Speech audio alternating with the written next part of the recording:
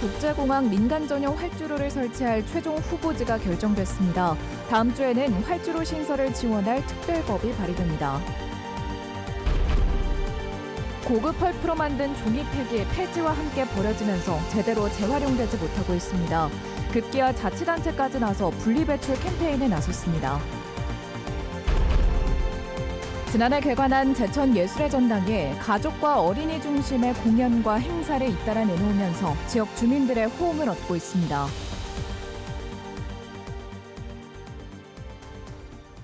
여러분 안녕하십니까? 계속해서 뉴스데스크 충북 소식입니다.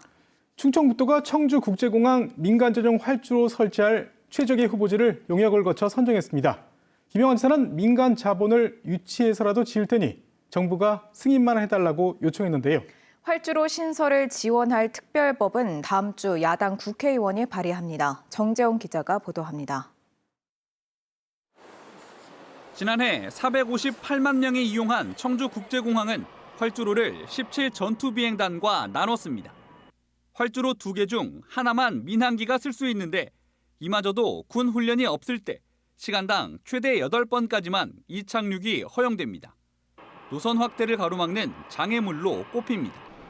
장거리 비행이 가능한 2급 대형기가 뜨고 내릴 수 없는 넓고 짧은 활주로. 제설 작업을 위해 올해 들어서만 7번이나 폐쇄됐을 정도로 눈과 결빙에도 취약합니다. 청주국제공항에 눈 오면 미니멈 3시간, 4시간 활주로 폐쇄됩니다. 활주로가 4시간씩 폐쇄되는 국제공항이 어디 있겠습니까? 진짜 심각한 문제입니다. 민간 전용 활주로가 필요하다는 목소리가 점점 커졌고 충청북도는 청주대 산학협력단을 통한 1년간의 연구 용역 끝에 최적지를 선정했습니다. 그 결과가 국회 토론회에서 발표됐는데 비행 안전구역과 공역, 현재 활주로와의 연계성, 비용 등을 종합 검토해 청주시 북이면 에어로폴리스 3지구 예정지를 신활주로 후보지로 낙점했습니다. 현재 민군 교명활주로와 1.86km 거리로 별도의 주기장을 갖추고 대형기가 이착륙할 수 있는 3,200m 길이의 활주로를 만든다는 구상입니다. 북쪽으로는 충분하게 사실은 굉장히 높지 않은 야산으로 쭉 이루어져 있습니다. 증평까지. 공역도 되고 그리고 지상 장애물도 걸리는 게 사실은 거의 없고 절차도 수립이 되고 그래서 입지로는 어떻게 보면 최적지라고 사실은 할 수 있거든요. 사업비는 1조 5천억 원 정도로 추산됐는데 김영환 충북지사는 민자로라도 지을 테니 승인만 해달라고 정부에 요구했습니다. 예산이 많이 들어가는 일이 아닙니다. 겨우 1조 내외면 활주로를 놓을 수 있고 부대 시설까지 합치면 2, 3조면 될 수 있는 일인데 필요하다면 우리 민간이 민자를 투자해서 하겠습니다. 활주로 신설 추진을 위한 사전 준비가 사실상 마무리되면서 특별법 발의도 초읽기에 들어갔습니다. 청주청원 민주당 송재봉 국회의원은 정부가 활주로 신설을 지원할 법적 근거를 담은 청주공항 특별법을 오는 24일 대표 발의할 예정입니다. 지난해 국토교통부가 보류한 민간 전용 활주로 신설이 연말로 예정된 7차 공항개발 종합계획 수립을 앞두고 새 국면을 맞게 됐습니다. MBC 뉴스 정기영입니다. 이른바 탈북어민 강제 북송 사건으로 재판에 넘겨진 노영민 전 대통령 비서실장에게 1심 법원이 선고를 유예했습니다. 서울중앙지방법원은 2019년 북한 어민 2명이 동료 선원 16명을 살해한 뒤 넘어와 귀순 의사를 밝혔는데도 북한으로 강제 소환한 사건과 관련해 노 전 실장에게 징역 6개월의 선고를 유예했습니다. 선고 유예는 혐의는 인정되지만 정도가 가볍다고 판단해 2년간 형의 선고 자체를 유예하는 제도입니다. 지역 정가에서는 최근 한중애교 관련 저서를 발간한 노 전 실장의 정치적 행보에 이번 판결이 어떤 영향을 미칠지 주목하고 있습니다. 제1회 전국 동시 새마을금고 이사장 선거에 충북에서는 75명이 출마했습니다. 충북선거관리위원회는 오늘 후보자 등록을 마감한 결과 48개 금고에 75명이 등록해 평균 1.6대 1의 경쟁률을 보였다고 밝혔습니다. 후보자 주요 정보는 선거 통계 시스템에서 확인할 수 있습니다. 이번 새마을금고 이사장 선거는 처음으로 선관위 관리하에 치러지며 투표일은 다음 달 5일입니다. 우유를 마시고 남은 종이팩을 분리배출하는 분들 많으실 텐데요. 그런데 이런 종이팩은 고급 천연 펄프로 만들어 귀중한 자원이지만 일반 종이류와 함께 배출하면 재활용이 어렵다고 합니다. 때문에 자치단체가 나서 종이팩만 따로 분리배출하는 캠페인까지 벌이고 있습니다. 전효정 기자가 보도합니다. 아파트 단지 안 분리수거장 한쪽에 버려진 종이 쓰레기가 가득합니다. 먹고 버린 우유팩이 박스와 신문지 같은 다른 종이류와 뒤섞여 있습니다. 우유팩에서는 먹고 남은 우유가 뚝뚝 떨어집니다. 주민들은 종이팩을 어떻게 분리배출해야 하는지 잘 모릅니다. 종이 씻어서 물에 헹궈서 종이로 버려요. 아니면 그 두유 같은 거 있잖아요. 그것도 종이로 버리는데? 일반 주택가도 비슷한 상황입니다. 길가에 늘어진 쓰레기 더미에 종이류와 우유팩이 함께 나뒹굴고 있습니다.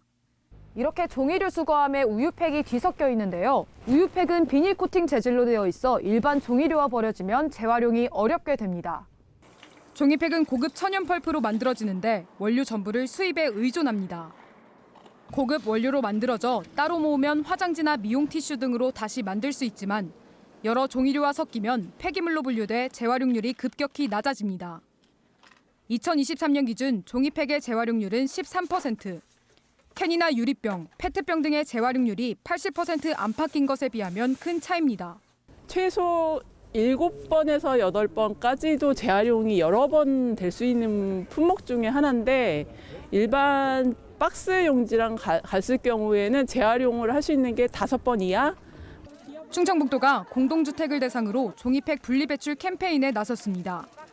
사용한 우유팩을 깨끗하게 씻은 뒤 말려서 모아오면 두유와 휴지로 교환해주고 있습니다. 제대로 재활용이 되는지에 대한 의문이 있었는데 용도에 맞게 배출이 되니까 그 부분이 자원 재활용이 될 수 있다라는 생각이 듭니다. 종이팩 재활용률을 높이는 것과 함께 종이팩으로 만든 재생화장지 제품의 수요를 늘려야 한다는 목소리도 나오고 있습니다. MBC 뉴스 전유정입니다. 교내에서 참변을 당한 고 김하늘 양 사건 이후 해당 학교에서는 돌봄 교실을 전면 중단했습니다. 결국 돌봄을 이용하던 아이들은 인근 학교에서 긴급 돌봄 지원을 받게 됐는데요. 보호자들은 교실 앞에서 아이들을 데려오고 있지만 이마저도 불안하다고 말하고 있습니다. 김성국 기자가 취재했습니다. 돌봄 교실을 마치고 혼자 귀가하다 교사에게 변을 당한 고 김하늘 양. 사건 직후 하늘 양이 다니던 초등학교는 돌봄 교실을 전면 중단했습니다. 면담을 위해 잠시 학교에 들른 한 학부모도 사건이 발생한 교내를 얼른 빠져나옵니다. 안 갔거든요. 아직 4학년인 아이도 무섭다. 독방하기도 쉽게 마음이 놓여지지가 않는 것 같아요. 해당 학교에서 600여 미터 떨어진 인근의 한 초등학교. 사건이 발생한 학교에서 돌봄 교실을 이용하던 학생 20여 명은 이 학교에서 긴급 돌봄 지원을 받게 됐습니다. 하교 시간이 되자 학교에는 노란 태권도 학원 차량들이 도착하는데 관장들은 교실 앞까지가 학생들을 데려옵니다. 이런 문제가 생기다 보니까 아무래도 신경은 더 쓰이고 조금 더 조심하게 되죠. 또 다른 관장은 하늘양 학교의 학생 인계 방식을 지적합니다. 원래 돌봄 교실 앞까지 올라가서 아이들을 데려오곤 했는데 초인종 시스템이 도입된 후 아이들이 내려오기를 기다려야 했던 겁니다. 초인종 누를 때 내려오는 시스템으로 작년부터 바뀌긴 했거든요.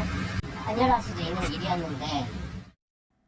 첫째 아이를 돌봄 교실에 보내고 둘째의 입학까지 앞둔 한 학부모는 아이의 돌봄 교실 이용을 줄이겠다고 말합니다. 조금 걱정은 많이 되죠. 아무래도. 그래서 지금 애기 엄마도 이제 입학 시기에 맞춰가지고 육아휴직에 들어가기로 했거든요. 보호자들의 불안감은 점점 커지고 있는 가운데 40대 가해교사의 계획 범행 정황이 속속 확인되고 있습니다. 대전 서부경찰서는 가해교사의 컴퓨터와 휴대전화를 디지털 분석한 결과 교사가 최근 범행 도구와 살인 사건 기사들을 검색한 기록을 확보했습니다. 경찰은 또 아직 가해교사가 산소호흡기를 착용해 대면 조사가 어렵지만 건강 상태가 회복되는 대로 체포와 대면 조사에 나서겠다고 밝혔습니다. MBC 뉴스 김성국입니다.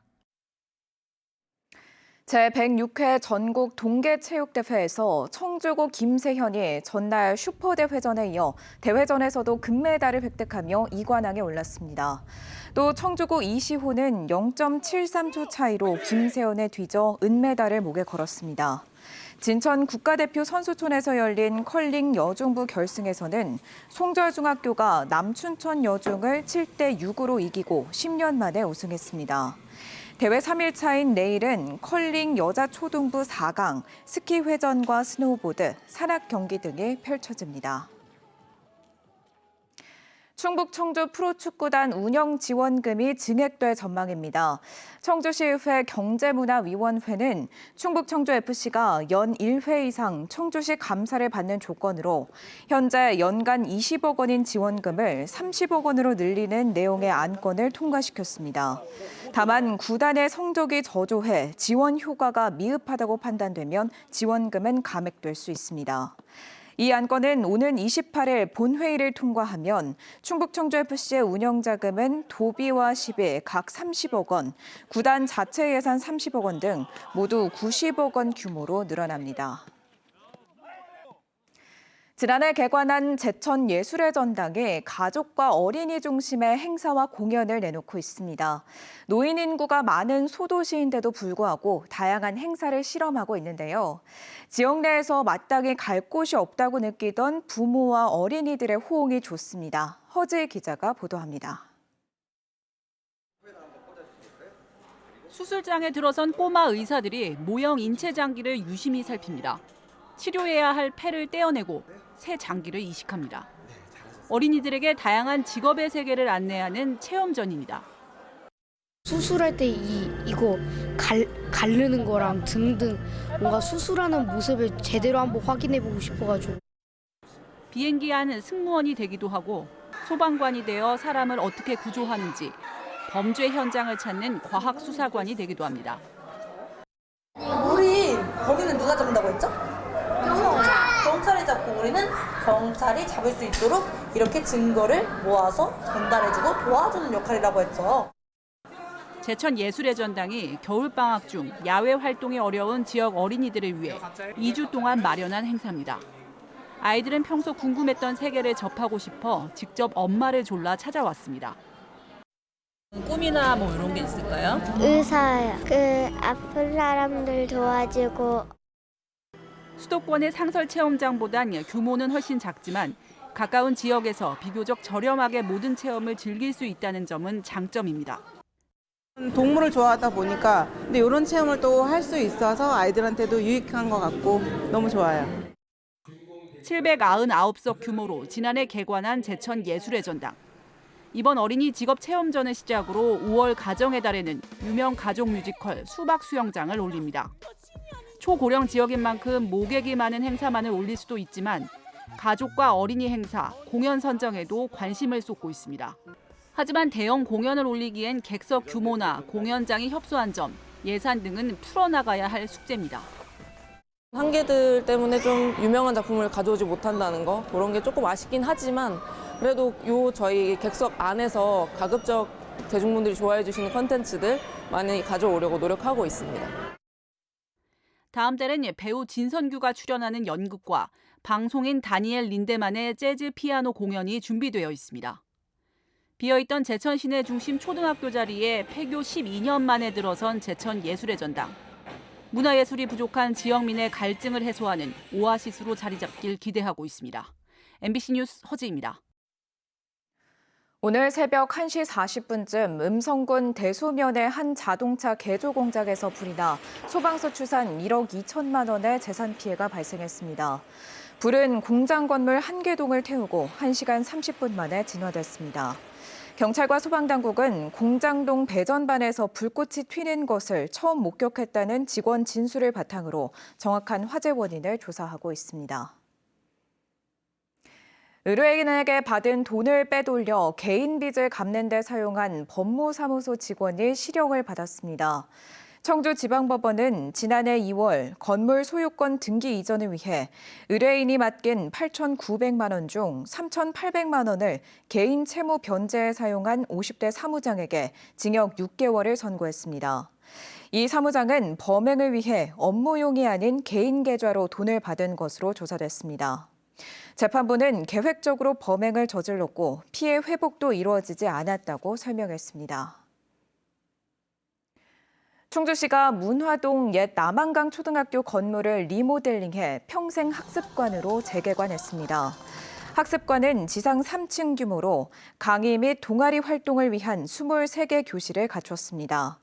충주시는 남한강초 폐교에 따른 구도심 공동화 해소를 위해 시청 인근 여성문화회관에 있던 학습관을 이전했습니다. 개관을 기념해 다음 달 4일에는 배우 겸 소설가인 차인표 씨의 특별 강연이 있습니다. 10년째 방치되고 있는 옥천군 경부고속도로 폐설로 철거가 이르면 오는 4월부터 시작됩니다. 국가철도공단은 선로 철거 비용으로 329억 9천만 원을 확정했습니다. 지금까지 뉴스데스크 충북 소식이었습니다. 잠시 후 스포츠 뉴스가 이어집니다. 시청해주신 여러분 고맙습니다.